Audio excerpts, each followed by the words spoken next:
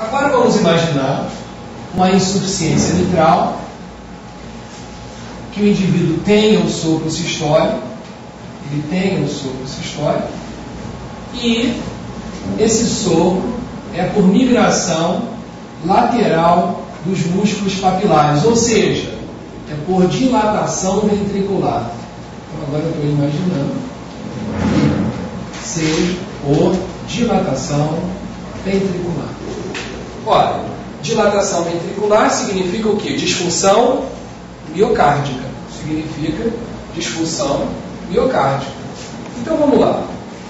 O que será que vai acontecer com o sopro de uma cardiomiopatia, com o sopro sistólico de uma insuficiência mitral, com insuficiência cardíaca, quando eu faço hand grip? O que vocês acham? O que vai acontecer com esse sopro? Ele fica igual? Ele aumenta ou ele diminui? Ok? Vamos lá. O que vocês acham? Alguma ideia? Vamos imaginar um chute, ele aumenta. Será que é possível ele aumentar? Ok? Vamos lá. No paciente que tem uma disfunção miocárdica, se eu fizer isso, eu aumento a pressão na aorta desse indivíduo? Ok? Aumento ou não aumento? Não aumento. Se eu tiver disfunção miocárdica grave, não. Se eu fizer um esforço desse, por quê? Se ele chegou ao ponto de ter uma insuficiência mitral com disfunção miocárdica, significa que eu já venci a lei de Starling. Então, se eu fizer um esforço desse tipo, o doente vai fazer a falta de ar, vai fazer cansaço, taquipneia, ele vai piorar e ele vai contrair pior o coração dele, que é uma sobrecarga. Aquela história do metabolismo lá. Então, é a sobrecarga.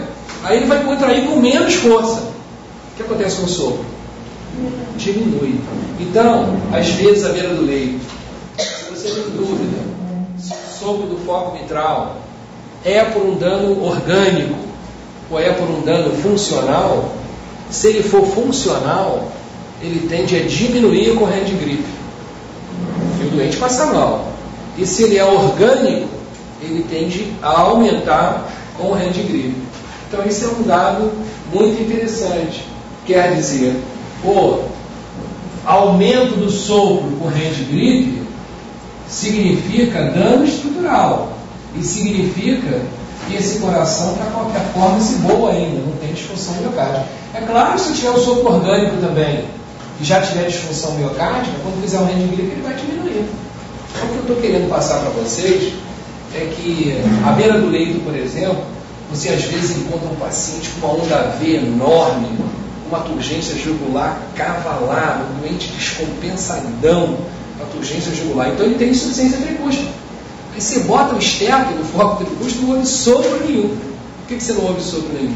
Porque a disfunção miocárdica direita é tão grave que esse coração não tem nem força para gerar débito, para regurgitar para a aurícula direita e dar o sopro. Tão grande que é esse coração. Então, esses são dados que à beira do leito são importantes. Se você tivesse que ser vítima do mal e ter uma insuficiência tricúspide, você preferiria ter em você uma insuficiência tricúspide com sopro ou sem sopro? Com sopro, porque significa que o VD ainda está fazendo lei de Starling, significa que ele está, portanto, ainda com uma função miocárdica que tem algum grau de preservação. E vocês sempre esquecem isso. Lembrar que a insuficiência tricúspide, ela pode dar desdobramento paradoxal de B2. O que é um desdobramento paradoxal mesmo?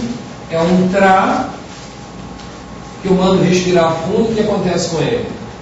Desaparece. Tá? Mas aí como é que eu sei que é TRA e não é TRU? É simples. Eu palpo a carótida. Se esse ruído desdobrado coincidir com a carótida, ele é TRUM. Se ele não coincide com a carótida, ele é TRA.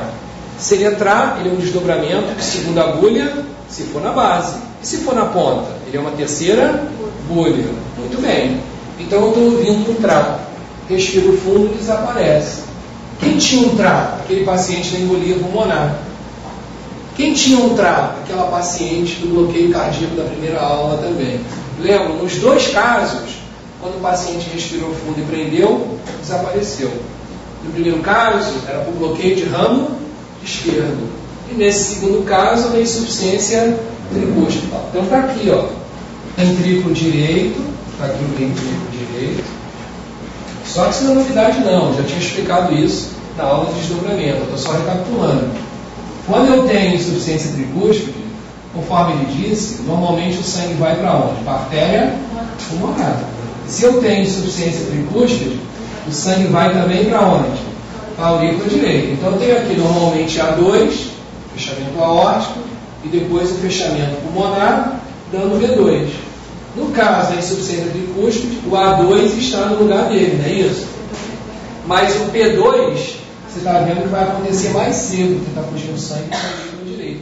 Então o P2, em vez de estar aqui, o P2 vem para cá. Então eu vou ter P2 e A2.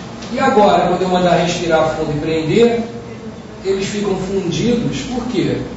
Porque aí eu vou aumentar o sangue para a artéria pulmonar. Então ela vai demorar um pouco mais a se fechar. Então o desdobramento desaparece quando eu mando respirar, porque eu aumento a injeção através da artéria pulmonar.